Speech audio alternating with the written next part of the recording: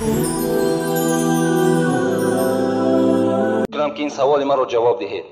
ما با یک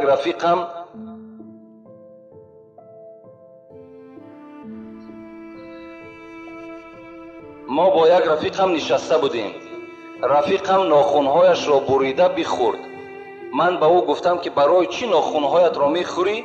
او گفت که من رزقم را زیر پا نمیگذارم. این سوال من را جواب دهید.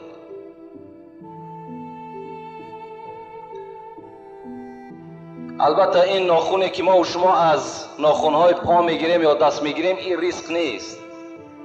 اینا حرام است خوردنشان. مادامی که اگر این رزق باشد،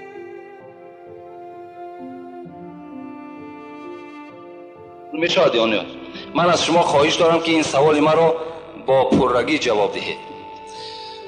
یک برادر بود است، ممکن که کرتش یا ممکن که میکش بی نماز است و لباس بالاگیش با نماز است. آیا نماز همان شخص جایز می شود؟ نه، جایز نمی شود. خدا در قرآن ما و شما را چی می گوید؟ یا ایها المدثر قم فانذر و ربک فکبر و ثیابک فطهر. و ثیابک فطهر. خدا میگه وقتی که تو بالای جای نماز میبرای، ذکر بر من میکنی، لباس ها تا پاکیزه کن، لباس ها تازه باشند، بعد تو ذکر خدا را بکن. اگر در لباس شما در کدامش نباشد، خواه روگیش باشد، خواه تاگیش باشد، بی نماز باشد، نماز شما جایز نمیشه. و فی ثیاب البذلتی، حتی عباره مختصر بین میگوید اگر لباس چیرکین باشد، بوی میکردگی باشد، اون نماز میخواندگی ثواب ندارد. از چیرکش، از بوی لباس هم پرهیز کنید. اگر نجاست آلو باشد یا بی نماز باشد، به طریق اولا نماز ما و شما درست نمیشه. السلام علیکم دامنای شیرین سخن. علم شما را خدا باز دوچند گرداند. اول من به بیماری قند مبتلا هستم، در حق من یک دعای شفا کنید. دویم، بعدن آیا تلبنده را دشنام کردن، از خانه پیش کردن گناه نیست؟ این کار را کسی کرد که دستی رسا و با دولت است. برادرایی که به کسل قند مبتلا هستند، علالخصوص در این جمعیت ما، در این محله ما هم و این کسل قند چندین نفرها مبتلا هستند. علالخصوص این سوال دهنده هم طلب شفا کردن، خدا همگیشان شفای کامل و شفای عاجل نصیب روزی بسازد. و این سوالی که کردن، آیا تلبنده را از نزد خانه دشنام داده و از خانه پیش کردن و زمیانی که دستی رسا دارد، آیا جایز است یا نه؟ آیا گناه نیست؟ البته گناه است. خدا در سوره والضحی و ما و شما تذکر می دهد و اما السائل فلا تنهر. شما وقتی که تلبنده خانه شما وارد شد، شما بالای تلبنده گپی سخت نگین، یعنی در تلبنده را دشنام نتین. تلبنده را از نزد دروازه پیش نکن، بلکه چیکار کن؟ اگر دست رسا باشد چیزی بر او عطا کن. اگر لباس زیادتی داشته باشی بر او عطا کن تا که لباس بدنش نو کند. شرط نیست که تو به همین 10 درم و 20 درم جان تعظمو که از بزم دولتی داشتگید تو خلاص کنی. اگر میتونی جوان مردی کن. خدا دولت بر تو داده است، بهر این داده است که دست یک تلبنده را بگیری، دست یک همسایه را بگیری، دست یک طالب علم بگیری، برای یک برادر یک کتاب بخری. برای همین دولت داده است. دولت برای چی دیگر هست؟ رسول اکرم چی میگوید؟ در حدیث مبارک میگوید هر وقتایی که اگر متنهای عربیش نمیگم، ابو هریره روایت میکند وقتی که انسان سحر از خواب بیدار می شود، 2 ملائکه بالای خانه همان شخص می فراید. یقول احدهما، یک تای همین ملائکه چی می گوید؟ اللهم اعطی منفقا خلفا. خدایا اگر همین بنده تو خیراندیش باشد، همین بنده تو دست درازی کند، همین بنده تو سخی باشد، خدایا اگر 1 سوم همین بنده صرف کند در عوضش 700 سومش عطا کن. و یقول الاخر، لیکن ملائکه دویمش چی میگفت است؟ اللهم اعطی ممسکا تلفا. پروردگارا اگر همین بنده ای که دولت دارد، همین بنده ای که سهولت دارد، اگر همین بخیل باشد، دست درازی نکند، تلبنده را از نزد در براند، دست درازی به سوی همسایه نکند، خدایا این ممسک است، این بخیل است، مالی را تلف بده. این دعای ملائکه هست در حق آدمی که بخیل است. از این خاطر هیچگاه ما و شما بخیلی را پیشه نکنیم. زر و نعمت اکنون بده کان توست. سعدی میگه در بستانش زر و نعمت اکنون بده کان توست، که فردا بیرون ز فرمان توست، که فردا از دست تو میرودین. تو امروز بالای این مال تو سرداری داری، همین روز بته. با دنیا توانی عقبا خری، بخر جان عزیز ورنه حسرت خوری. بر همین دنیا تو میتونی، بر همین مال و اولاد چیز چارت میتونی که آخرت بخری. تو بخر که فردا پشت دست میگزی دیگر فایدت نمیکنه. برای همین البته این دولتداری هم غنیمت است، این کم بغلی هم خودش یک حالتی است که تیز گذراست. من به شما یک حکمت خدا را میگم، یادم آمد. انیس المؤمنین گفتگی کتابی هست. در همان انیس المؤمنین چی میگوید؟ میگوید یک روز مثل همین سوالی برادر کرده است. یک زن با همراه شوهر در پیششان میگد مرغ بریان بود، طعام میخوردن. به ناگاه یک فقیر، یک طلبنده در اونها را کوفت، در اونها را تق تق کرد. اجازت داخلش دادن، داخل شد، آمد نگاه کرد که این زن و این شوهر هر دو در پیش مرغ بریان دارن، خورده ایستادن. زن میگد به جانب اون شوهر چی گفت؟ شوهر گفت این آدم طلبنده است، این فقیر است، چی خوب میشود که همین مرغ پیش او بگذاریم، ما که دولت داریم، سهولت داریم، فردا باز میخوریم. شوهر چی گفت؟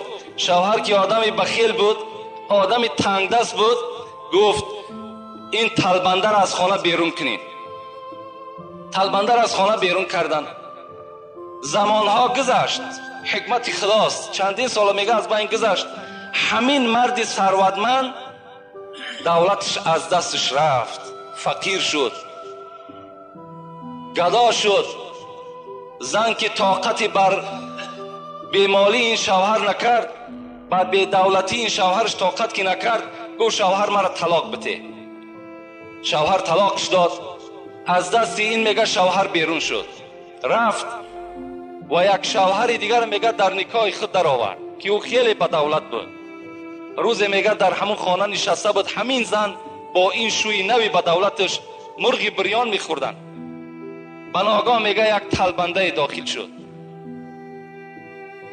طلبنده داخل شد، تق تق کرد، گفت چیزی بر من عطا کنین. این شوهر که آدمی سخی بود، خدا ترس بود، گفت زنه گفت این مرغ بریان برده به دست همین آدم طلبنده بده. برد میگه بالای لالی و در دست همین طلبنده عطا کرد و میگه گریه کرده به پیش شوهرش آمد. شوهر گفت برای چی گریه میکنی؟ برای همین یک مرغی که ما در راه خدا خیر کردیم، برای همین گریه میکنی؟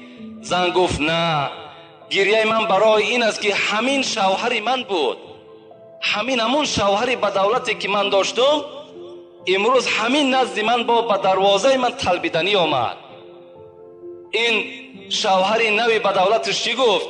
گفت تعجب نکن تو ای زن، همون مردی که در خانه شما طلبندگی در آمده بود همون من بودم، همون من بودم، خانه شما داخل شدم، بر من مرغ ندادین. حکمت خدا را ببین، حکمت خدا را ببین.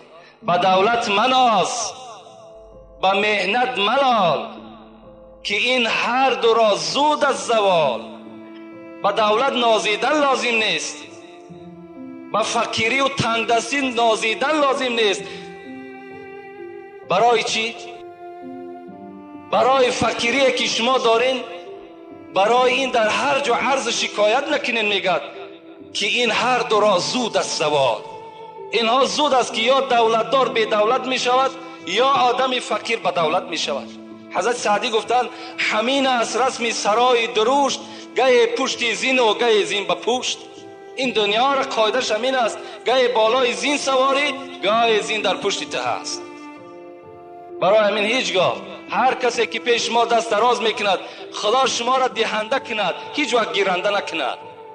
شما بتین چیزی دارین عطا کنین، انشاءالله خداوند خیر دولت شما را زیاد میکنه. پیغمبر ما و شما به خدا قسم میخورد والذی نفس محمد بیدی، قسم بر آن ذاتی که جان محمد در دست اوست، ما نقص مال عبد بالصدقه. اگر کسی که در راه خدا صدقه میکند به خدا قسم گفتن محمد که مال او کم نمی شود، مال او زیاد می شود. السلام علیکم داملای شیرین سخن. یکی از مخلصان اشدی شما، دو شخص قهری اند. یکی از آنها در مسجد پیش در آید، نماز دیگرش درست می شود. خواهش میکنم که پورتر بفهمونید. دو آدم قهری هست، یکی پیش از یکیش داخل مسجد شود، آیا نمازش که از شخص دیگرش که از پس او میدراید نماز او قبول میشود؟ نماز هر دوش فاسد است. برای چی؟ رسول اکرم میگن من کان له کینون فلیس له دینون. کسی که در دین در دلش ذره کینه دارد بر یک برادر مؤمنش، او انسان دین ندارد، ایمان ندارد. شما چرا قهری میکنید؟ برای فرزندت، برای زنت، برای مال دنیا قهری کردی. پیغمبر تو بر تو سفارش میداد که از 3 روز زیاد قهری نکن. اگر از 3 روز زیاد تو با یک برادر مؤمن قهری کردی، کسف که دمیهی مثل که خون او را تریزاندگی هستی.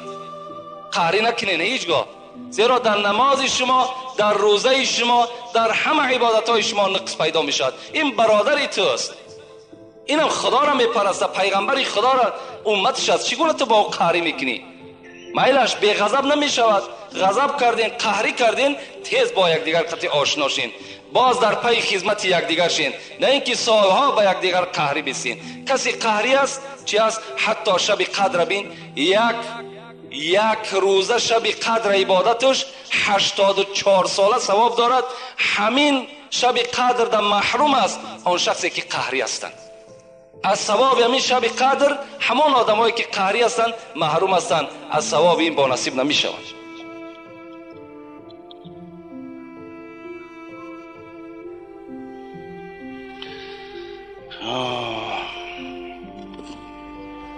السلام علیکم داملای شیرین سخن. از شما خواهش میکنم که سوالم را با پورگی جواب دهید. در توی ها و در نوروزی ها گلبزم میگویند، حالا این درست است یا نه؟ گپ های بی شرم میگویند. دخترها و پسرها باشن با دقت گوش میکنن. مادامی که خود جواب همین سوال گفته، گلبزم هایی که میشود بین خواهر ما و شما و بین بگیم مردهای بیگانه از کجا صحیح میشود؟ از کجا درست است؟ کجا درست است؟ و این گوش هایی که ما و شما با شنیدن این گلبزم ها حوالش میکنیم، فراموش نکنیم که خدای شما میگد این السمع والبصر والفؤاد کل اولئک کان عنه مسئول. چشم های شما، گوش های شما، تمام اعضای شما در روز قیامت در بالای شما مسئولیتی دارند. برای هر یک اعضایی را که در راه خطا تو صرف کردی، برای اینها در نزد خدا جوابگو هستی. هیچگاه جایز نیست و هیچگاه در این معرکه ها اشتراک نکنین، زیرا که البته شما مثل همون شخصایی میشین که در همون معرکه اشتراک میکنن و گناهکار میشوند.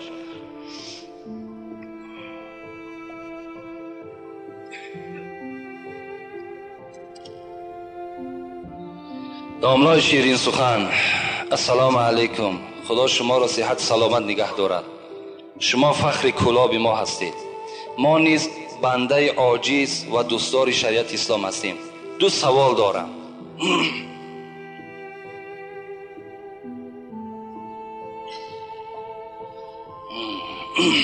کدام گونه سگها را کشتن در اسلام جایز است و در کیها داشتن سگ جایز است؟ دویم سوال، اسلام چی معنی دارد؟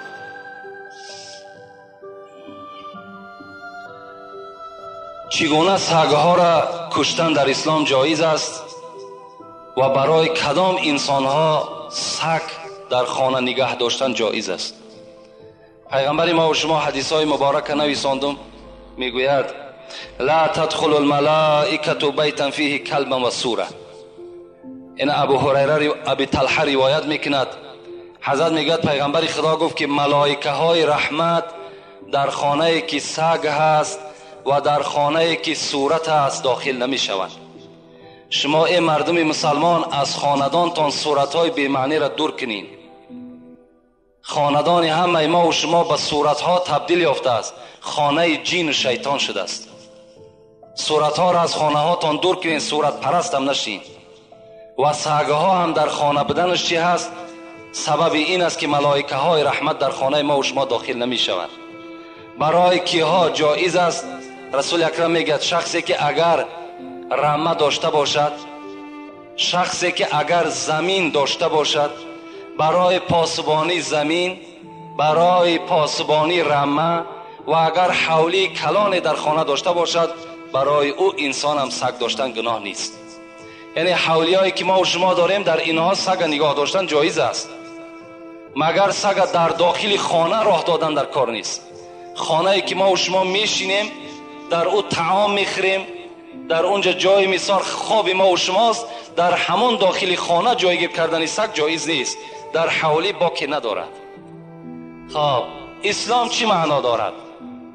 اسلام معناش همین است که در همه امرهای قرآن و سنتهای پیغمبر تسلیم شدن این اسلام است. اسلام معناش این است که به هیچ کس ضرر نرسان و از هیچ کس ضرر نبین. این اسلام ما و شما چنان دینی هست که در داخلش همه رحم و انصاف جایگیر است. این بهترین دین در روی دنیاست و بهترین دین از جهت آنی است که ما و شما در آخرت از حساب همین دین اسلام در نزد خدا چکار میکنیم؟ نجات میابیم. زیرا خدا خود میگه این الدین عند الله الاسلام، به درستی این که دین در نزد من اسلام است. همین اسلام ببین که امروز اگر چنده که دشمنان اسلام دین ما را به دین تروریستی و دیگر حواله میکنن، آن کسانی که این سخن نسبت دین ما میگن خود اونها تروریست هستند. چی جای تروریستی دارد دین اسلام؟ در وقتی که همین بایزید بسطامی را من به شما یک قصه شا بگم. از بسطام حضرت در میانش یک تخم را بست میگد برای در راه خوردن. اسلام آداب شبین، رحم شبین. آمد به شهر حمدان رسید، بین چند صد کیلومتر طی کرد. وقتی که در یک حمدان نشست خواست که همون تخمی که همراه خداوردگی بود برای استعمال استفاده کند، نگاه کرد که پر مورچه هست. حضرت میگه هم تا پیچوند، گفت این مورچه های همون شهر باستان هستند. شهر بستام همین مورچه ها از شهر بستام آمدگی هستند. این من اگر در شهر حمدان حاضر اگر اینها را من کشاده کنم، اینها همه سرگردان میشوند. اینها را باید شهر خودشان بردن در کار. حضرت پس گشتن بستام آمدن، همون مورچه ها را در شهر خودشان کشادن.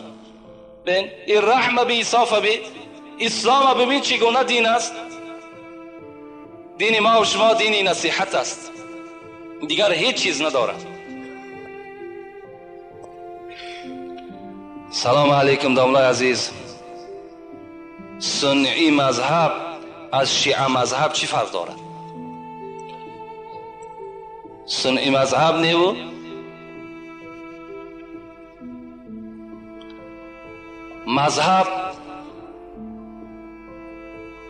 مذهب ما و شما که اهل سنت و الجماعه هست از شیعه مذهب به چی فرق میکنه؟ هر کسی که جانب قبله نماز میخواند خدا یکه و یگانه را میشناسد، پیغمبر او را بر حق میداند، همه اونا برادرای ما و شماست. هر جا که یک آدم خداگو باشد اون برادر ما و شماست. از شیعه مذهب ها در دشمنی کردن، دشمنی خدا کم است، با آنها دشمنی کنیم. میلش اگر چنده که تفاوتی دارن، فرقیتی دارن، نسبت صحابه پیغمبر ممکن تحقیرای دارن، لیکن برای ما و شما جدا کردن امروز اهل سنت از شیعه هیچ لازم هم نیست و در داخل این موضوع ما و شما هم کارم نکنیم. همین قدر بدانیم که اونا هم برادر ما و شماست، اونا هم غمخوار اسلام هستند، اونا هم چیکار میکنن؟ در راه اسلام خدمت کرده ایستادند. اکثر امروز تجارت ما و شما از حساب همون مردم شیعه مذهب است. السلام علیکم داملای محترم، با این سوال ها جواب گردانید. بالای سر مرد در وقت جان کندن زنی که یاسین را تواند خواندن مرد نباشد میتوان تلقین کند؟ میتواند البته. یعنی مردی که در حالت نزع جان است هیچ کسی نیست که یاسین بالای او بخواند. پیغمبر خدا را حدیث مبارکش است که شما در حالتی که نزع جان میشود یکی از برادر شما یاسین بخوانید. اگر نباشد مردی میتونیم که زنی که اگر یاسین میتواند بیاید تلقین همون مرده کند، با که ندارد، هیچ جای گناهش نیست. دویم سوال، زن میتواند مرغ را یا حیوان کلانی را ذبح کند؟ به طریق اولا میتواند. زن برای زن کشتن مال گناه نیست. همه زنها میتونند کدام نماد حیوانی نباشد ذبح کنند. فقط برای ذبح چی لازم است؟ کاردی تیز باشد و بسم الله الله اکبر. بس از خواه مرد از خواه زن است میتواند کدام حیوانی نباشد البته ذبح کند. زن شد گناهکار میشود.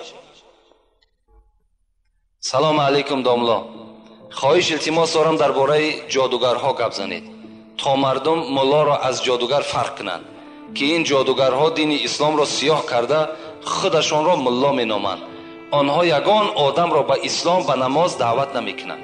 خیلی مادام همتا باشد دیگر چی جای شهر دادن شد؟ وقتی که به ما و شما را به نماز دعوت نکنند، ما و شما را به مثال اسلام دعوت نکنند و خودشان هم ملا بگیرند، در صورتی که فالبین جادوگر باشند و ملا هم نیست جادوگر هم نیست. فقط شما یک کلمه را فراموش نکنید. وقتی که در یگان جای یگان کسی را جادوگری میکند بگین جادوگری کرد ملاگی کرد. نه، این ملاگی از جادوگری فرق دارد. این جادوگر هم در دنیا و هم در آخرت روش سیاه است. اون نه ملا است نه جادو از دستش می آید.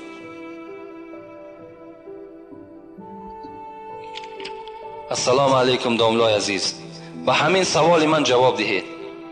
به حاجتخانه بی‌طاقی در آمدن اوبال است؟ من به حاجتخانه در آمدم، مرا یک ملا جنگ کرد که بی‌طاقی نداره. راست میگن.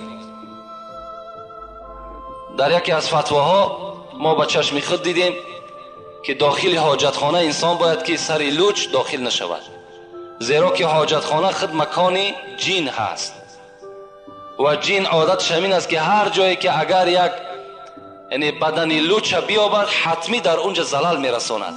از این خاطر این صاحب کتاب هم به ما و شما گفتن که داخل حاجتخانه که شدین شما اول پای خودت در نزد در همون حاجتخانه یعنی شرفه بتین تا که هر چیزی که باشد از حاجتخانه دور شود. و اللهم اینا نعوذ بک من الخبث والخبائث. خدایا از این نجاستی که مرا آزار میدهد خدایا این را از بدن من دور بساز گفته با همین قدم پای چپ داخل چی شو؟ حاجتخانه شو و سر خطا بپوشان. این بهتر است برای که ضرر جین به تو نرسه. بسم الله الرحمن الرحیم. السلام علیکم داملا عزیز، من از شما همین را پرسیدنیم. ملت پرستی چگونه هست در قیامت؟ ملت پرستی را چگونه سزاوار است؟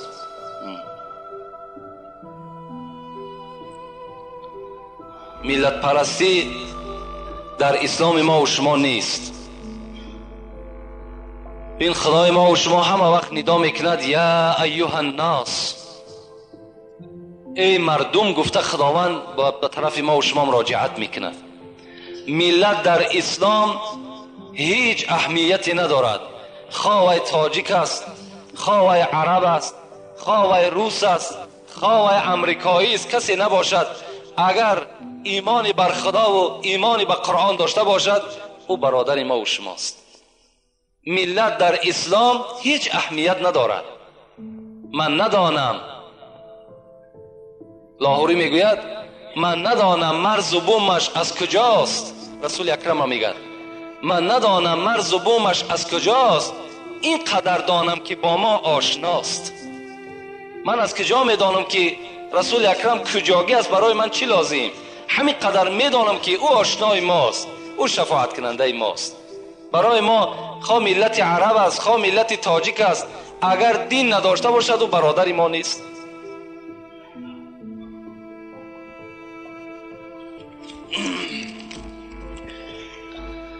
السلام علیکم داملای شیرین زبان. آیا چنین طلاق درست است؟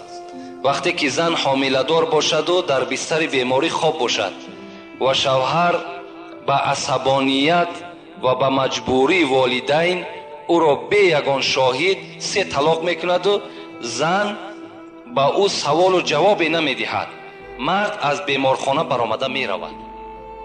یعنی یک مرد بوده است زنش در بیمارخانه خواب بوده است، پدر و مادرش مجبور کردن که همان زن طلاق کن.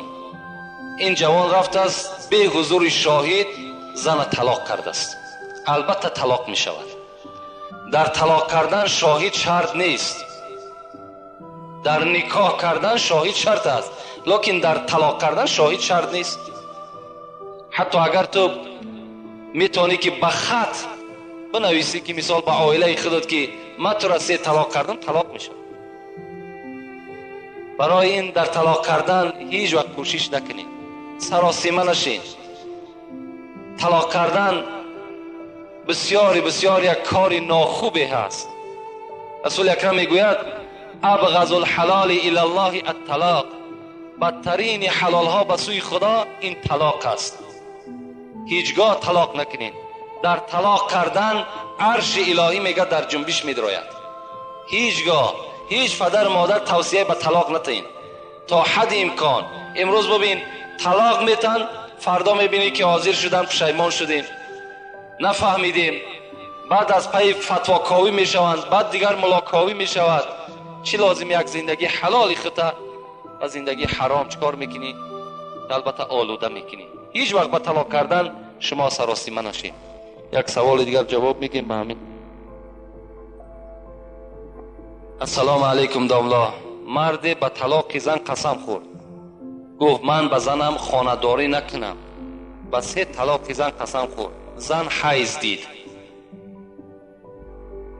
اگر به قسم میخوری که زنم 3 طلاق فلان کار نکردم، در اصل کرده باشی، زن طلاق شده است. فرق ندارد. شما به زن طلاق قسم که خوردین، زنتون طلاق میشود. او چی لازم؟ قسم دیگر نیست، فقط باید همین زن طلاق ما و شما قسم بخوریم. فرق ندارد. او حیض میبیند، او زن حامله دار است، او زن بچه میزاید، یا 2 بچه میکند یا 3 بچه میکند، چند تایی بکند، طلاق طلاق است. لفظ طلاق گفتی زن طلاق میشود. دیگری بچه کردن او، حامله دار بدن او، حیض دیدن او، اینا هیچ به لفظ صریحی که از زبان ما و شما میبراید هیچ دیگر تاثیر ندارد. باز تاکید میکنم که دور باشین، طلاق نکنین. تا حد امکان غضب کنین. اگر یکی مبادا یگان کار یگان مهماتی برآمد، میلش یگان غضب و یگان کار مثال یگان آداب است، ادب دادن است، یا یگان کار دیگر پیشه کنین، لکن طلاق نتین تا حد امکان. خدا عاقبت همه ما و شما را بخیر بسازد. از ثواب و ثمره این امر معروف و نهی از منکر خدایا نامه اعمال ما و شما را پر از ثواب بسازد. مرادها و مطلوبهایی که در دل دارین خدای با فضل کرم خودش برآورده خیر بسازد. این برادری که در اینجا خیر کرده با امید آنی که در حق مادرشان دعا کنیم، خدا مادرش رحمت مغفرت گوش پر نور بسازد و فرزنداش خدا عمر دراز با برکاتی با توفیق نصیب روزی بسازد. ربنا افتح بیننا و بین قومنا بالحق و انت خیر الفاتحین برحمتک یا ارحم الراحمین. خیر احسان هایی که در اینجا شده است اینها را خدای مهربان به درگاهت مقبول بسازی و ماه مولود پیغمبر خداست. این بندگان خیر احسان کردگی را خدایا به شفاعت پیغمبرت موفق بسازی. ربنا افتح بیننا و بین قومنا بالحق و انت خیر الفاتحین برحمتک یا ارحم الراحمین. سوال هایی که باقی مانده است انشاءالله میبینیم جمعه آینده کنی با شاید به جمعه های آیندهش باز یک سوال جواب دیگر انشاءالله تشکیل میکنیم.